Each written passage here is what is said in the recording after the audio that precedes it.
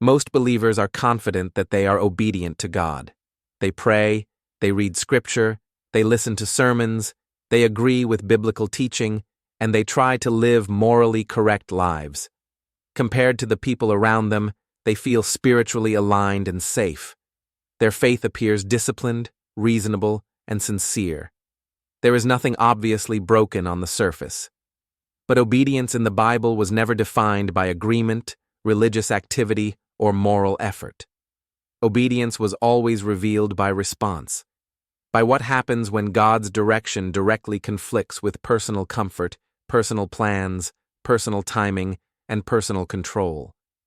This is where the misunderstanding begins, because many people confuse belief with obedience and sincerity with surrender. And this confusion allows people to remain spiritually stationary while believing they are moving forward. Obedience is not a single decision made once. It is not a moment, a prayer, or a declaration. It is a progression. It has levels. And while many people believe they are walking closely with God, most believers never move beyond the first level of obedience. Not because God stopped speaking, not because God withdrew, but because obedience began to cost something real. And the moment obedience demands loss, comfort, or uncertainty, many believers quietly slow down without realizing it. Scripture repeatedly describes obedience as movement along a narrowing path. The further a person walks, the fewer people remain beside them. This is not because God excludes people, but because surrender removes layers of control. And control is what most believers quietly protect, even while claiming to trust God. This is why obedience feels confusing to so many people. They believe, yet feel stagnant. They pray, yet feel distant. They obey in some areas, yet avoid others. They sense that something is missing, but cannot clearly explain what it is.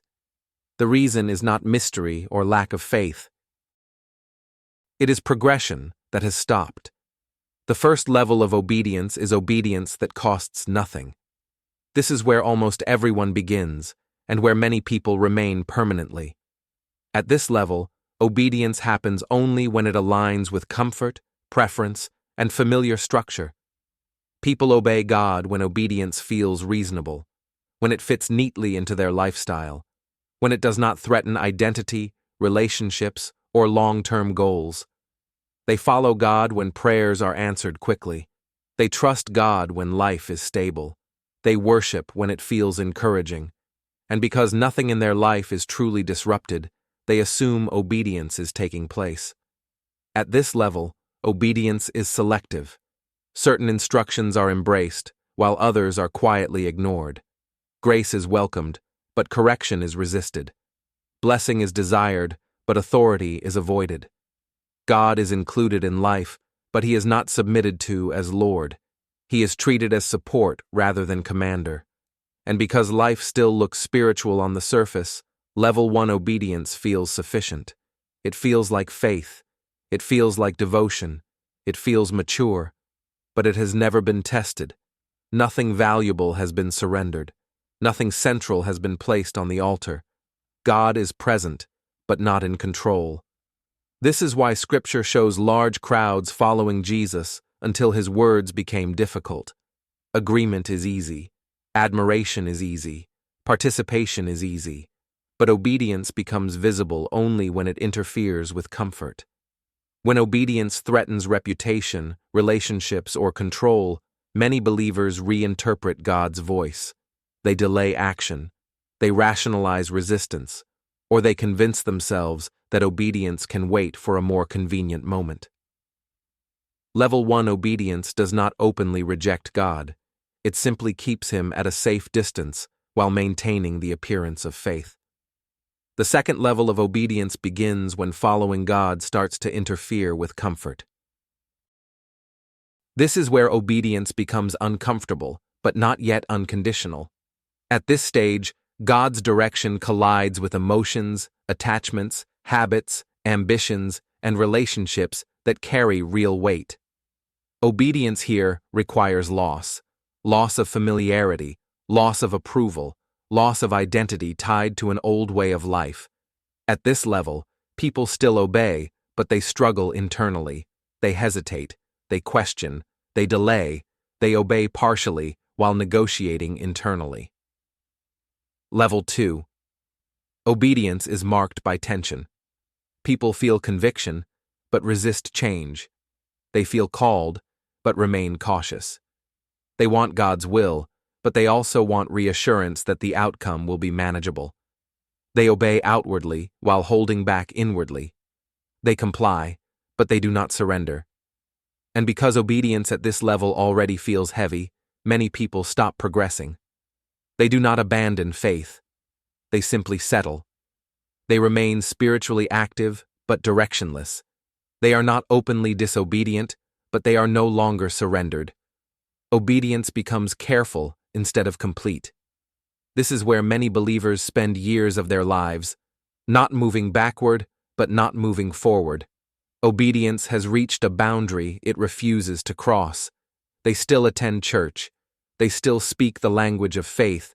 They still believe the right things. But their obedience has become limited by comfort and fear of loss. This is why many believers feel frustrated, dry, or stagnant. They assume the issue is lack of discipline or lack of knowledge. But often the issue is much simpler.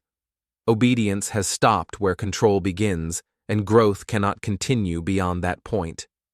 The third level of obedience is where almost no one arrives. This level is obedience without conditions, obedience without explanations, obedience that is no longer driven by outcomes. At this level, obedience is no longer about what God will do, but about who God is. There is no negotiation here, no demand for clarity, no requirement for guarantees. Obedience becomes trust in action rather than belief in theory. It is obedience that does not need reassurance before moving forward. This is the obedience seen throughout Scripture when people obeyed without understanding the outcome, without security, and without visible reward. It is obedience that continues even when the path is unclear, even when obedience appears to lead toward loss rather than gain. Level 3. Obedience does not ask whether obedience will be rewarded. It asks only whether God has spoken. And this is why it is rare, because it requires full surrender of control, not partial cooperation. Most believers never reach this level, not because they lack faith, but because they protect certainty. They want God's guidance, but not God's authority. They want God involved, but not God in charge. Level 3. Obedience removes the right to calculate outcomes before acting. It removes the need for emotional confirmation. It removes the demand for safety. It is obedience in uncertainty. And uncertainty is what most people instinctively avoid. Many believers assume that if God truly wanted this level of obedience, He would make everything clearer. But clarity is not the requirement of obedience. Trust is. God often allows uncertainty because uncertainty exposes where trust truly rests. If obedience required full understanding, it would no longer be obedience. It would be calculation. And calculation always keeps control intact. This is why obedience in Scripture almost always precedes explanation. Movement comes before clarity. Surrender comes before understanding. Not because God withholds truth, but because obedience reveals readiness. God does not deepen His work where control remains. He deepens it where surrender begins. Obedience does not fail loudly. It fails quietly. It slows. It hesitates. It negotiates. It remains religious while avoiding surrender. And many believers never notice because nothing outward collapses. Life continues. Faith continues. But growth ends. The question, then, is not whether you believe in God. The question is whether you trust Him enough to obey without conditions. Because obedience does not begin when you understand. It begins when you surrender. And the deeper obedience goes, the fewer people are willing to follow. What most people fail to notice is that obedience does not disappear suddenly. It erodes slowly.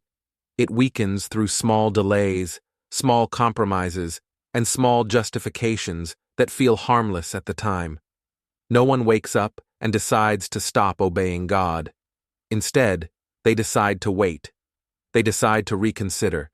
They decide to delay action until they feel more prepared, more certain, or more comfortable. And over time, obedience becomes theoretical instead of practical. It exists in belief, but not in movement. This is why many believers remain convinced they are obedient while their lives remain unchanged. They have learned how to sound aligned without being surrendered.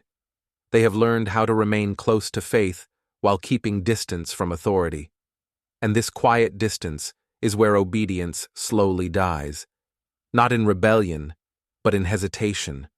Not in rejection, but in postponement. And once obedience becomes something that can always wait, it eventually becomes something that never happens.